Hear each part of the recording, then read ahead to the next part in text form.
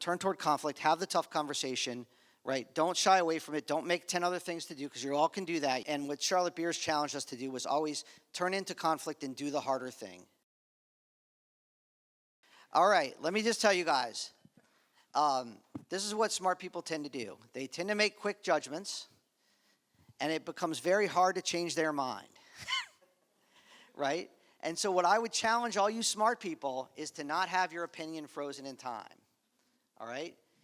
If Yukai thinks you're a donut, it's going to be a long time till you can overcome that, because he's a real smart guy. So all you smart people, just remember, the tendency of smart people is to make a snap judgment and to have their opinion frozen in time and to not let people prove them wrong. And so I'm saying to all the smart people, please don't have your opinion about people frozen in time. They do change and evolve. They become better at their job. They understand more about what they're doing. So this is a very common trait. Another thing people do that are really smart is they try to invent some reason in their head why people are doing something. So, I ask a question in the interview process. I used to ask this question, like, what would you do if you were in an ice cream store and you saw somebody stealing money out of the cash register, right? If you were a coworker in the ice cream store. And, I have people thinking, well, like, I would talk to them and find out what the problem at home was that was creating the need for the theft. And I'm like, what are you talking about? You would fire the person for stealing. Like, that's what you would do. So anyway, there's just a lot of examples in this in life where, like, if you're in the dating world, some of you younger people maybe, like, if somebody doesn't call you back, they're probably not washing their hair. They're probably not busy. They probably just don't want to talk to you. And so there's a tendency in life to, maybe this and maybe that. Like, things are usually just how they appear. So don't outthink yourself too much. Things are usually exactly how they appear. Anybody know who Charlotte Beers is? Charlotte Beers is one of my personal heroes. She was a woman in America who's credited with breaking the glass ceiling for women in business. She was the first head of a major advertising agency. She later became Colin Powell's Undersecretary of State. She devoted herself to public service, and she spoke at, I want to say, our 2008 conference in San Francisco, our sales conference. She talked about the beauty of being direct. Like, nobody has time to, like, you kind of think somebody's going to get something and you want to be passive aggressive about it.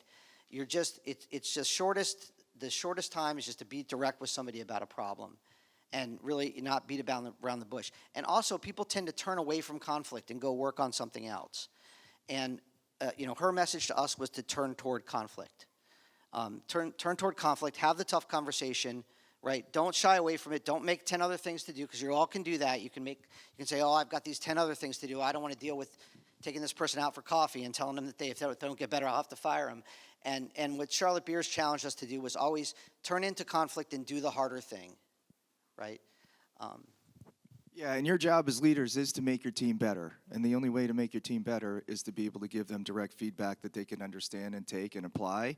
And so if you're kind of beating around the bush, you're talking about God knows what, and then not really giving that level of feedback, it goes back to expectations. You set that right away. Hey, I'm your boss. My job is to make you better. I'm here to train you. I'm here to support you. But I'm going to be giving you constant feedback so you can continue to get better, and hopefully you can take that feedback and apply it.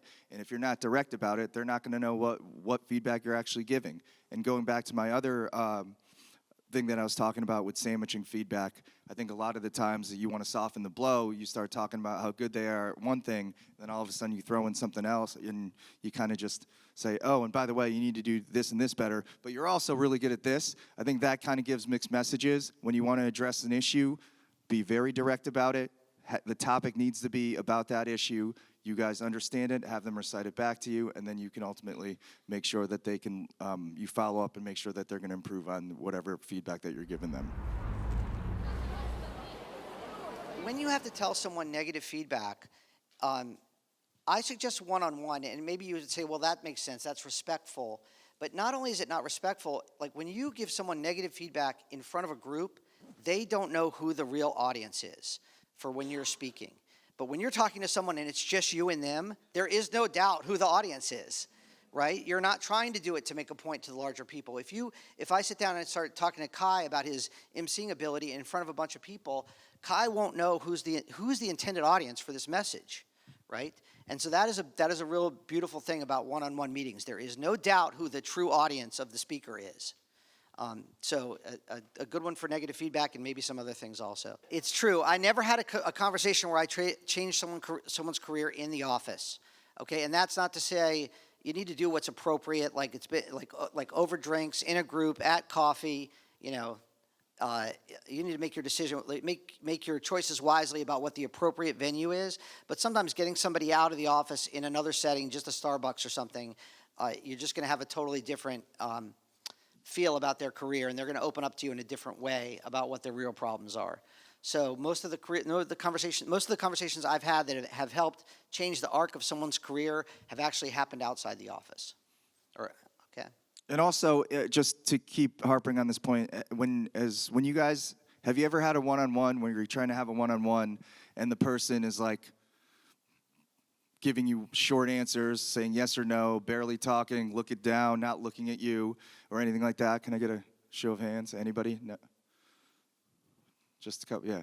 That's probably a good indicator. You need to, not only do you need to listen to what your people are saying, you should also be observing their body language. If they're being very short and you're like, oh, how's the situation? And they're like, it's fine. And you're like, oh, it's fine. And then you move forward and move on. That probably means that you're trying to just check off the box to do the one-on-one.